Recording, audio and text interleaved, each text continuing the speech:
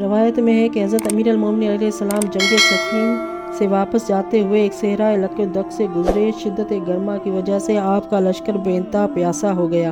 اس نے حضرت سے پانی کی خواہش کی۔ آپ نے صحرا میں ادھر ادھر نظر دوڑائی، ایک بہت بڑا پتھر نظر آیا۔ اس کے قریب تشریف لے گئے اور پتھر سے کہا کہ میں تجھ سے سننا چاہتا ہوں کہ اس صحرا میں پانی کہاں ہے۔ اس نے بقدرت خدا جواب دیا کہ میرے ہی نیچے ہے۔ حضرت نے لشکر کو حکم دیا اس پتھر کو ہٹائے۔ 100 آدمی کامیاب نہ ہو سکے۔ آپ نے لب مبارک کو حرکت دی اور دست خیبر کشائی اس پر مارا، پتھر دور جا پڑا۔ اس کے ہٹتے ہی شہد سے زیادہ شیرین، برف سے زیادہ سرد پانی کا چشمہ برآمد ہو گیا۔ سب سیراب ہوئے اور سب پھر آپ نے پتھر کو حکم دیا کہ اپنی جگہ پر آ جمے۔ روایت ابن عباس پتھر اسی جگہ سے خود بخود سرک کر اپنی جگہ پر آ پہنچا۔ لشکر شکر خدا کرتا ہوا روانہ ہو گیا۔ ایک مشلول کی شفا یابی۔ عبداللہ ابن عباس کا بیان ہے کہ ایک روز نماز صبح کے بعد حضرت رسول کریم صلی اللہ علیہ وآلہ وسلم مسجد نبوی میں بیٹھے ہوئے سلمان، ابوذر، مقداد اور حذیفہ سے محو گفتگو تھے کہ ناگہاں مسجد کے باہر ایک غلغلہ اٹھا۔ شور سن کر لوگ مسجد کے باہر آ گئے تو دیکھا کہ 40 آدمی کھڑے ہیں جو مسلح ہیں اور ان کے آگے ایک نہایت خوبصورت نوجوان شخص۔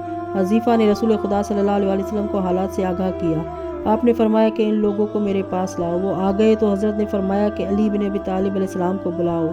امیر المومنین نے فرمایا کہ اے حذیفہ، مجھے علم ہے کہ ایک گروہ قوم عاد سے آیا ہے، مجھے ان کی حاجت بھی معلوم ہے۔ اس کے بعد آپ حاضر و خدمت رسول کریم ہوئے۔ آن حضرت صلی اللہ علیہ وآلہ وسلم نے حضرت علی علیہ السلام سے ان کا سامنا کرایا۔ حضرت علی علیہ السلام نے اس مرد خوبرو سے کہا کہ اے حجاج بن خلیجہ بن ابی صہب بن سعید بن مطمئن بن علاق بن وہب بن صہب بن پتہ، تیری کیا حاجت ہے؟ اس نے جب اپنا نام اور پورا شجرہ سنا تو حیران رہ گیا اور کہا کہ حضور، میرے بھائی کو شکار کا بڑا شوق ہے۔ اس نے ایک دن جنگل میں شکار کھیلتے ہوئے ایک جانور کے پیچھے گھوڑا ڈالا اور اس پر تیر چلایا۔ اس سے فوراً بعد اس کا نصف بدن شل ہو گیا۔ بڑے علاج کیے مگر کوئی فائدہ نہیں ہوا۔ آپ نے فرمایا کہ اسے میرے سامنے لا۔ وہ ایک شتر پر لایا گیا۔ حضرت نے اسے حکم دیا کہ اٹھ بیٹھ۔ چنانچہ وہ تندرست ہو کر اٹھ بیٹھا۔ یہ دیکھ کر وہ اس کے قبیلے کے 70,000 نفوس مسلمان ہو گئے۔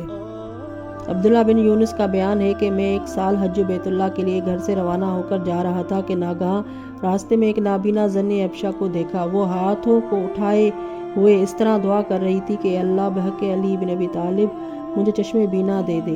یہ دیکھ کر میں اس کے قریب گیا اور اس سے پوچھا کہ کیا واقعی علی بن ابی طالب علیہ السلام سے محبت رکھتی ہے؟ اس نے کہا کہ بے شک میں ان پر 100,000 جان سے قربان ہوں۔ یہ سن کر میں نے اسے بہت سے درہم دیے مگر اس نے قبول نہ کیا اور کہا کہ میں درہم دینار نہیں مانگتی، میں آنکھ چاہتی ہوں۔ پھر میں اس کے پاس سے روانہ ہو کر مکہ معظمہ پہنچا۔ حج سے فراغت کے بعد پھر اسی راستے سے واپس آیا۔ جب اس مقام پر پہنچا جس مقام پر وہ نابینا عورت تھی تو دیکھا کہ وہ عورت چشم بینا کی مالک ہے، وہ سب کچھ دیکھتی ہے۔ میں نے اس سے پوچھا کہ تیرا ماجرا کیا ہے؟ اس نے کہا کہ میں بدستور دعا کیا کرتی تھی۔ ایک دن حسب معمول مشغول دعا تھی کہ ناگہاں ایک مقدس ترین عالم بزرگ نمودار ہوئے اور انہوں نے مجھ سے پوچھا کہ کیا واقعی تو علی کو دوست رکھتی ہے؟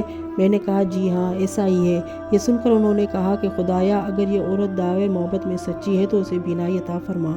ان کے ان الفاظ کے زبان پر جاری ہوتے ہی میری آنکھیں کھل گئیں، چشم بینا مل گئی، میں سب کچھ دیکھنے لگی۔ میں نے اس کے بعد فوراً قدموں پر گر کر پوچھا حضور آپ کون ہیں؟ فرمایا میں وہی ہوں جس کے واسطے سے تو دعا کر رہی تھی۔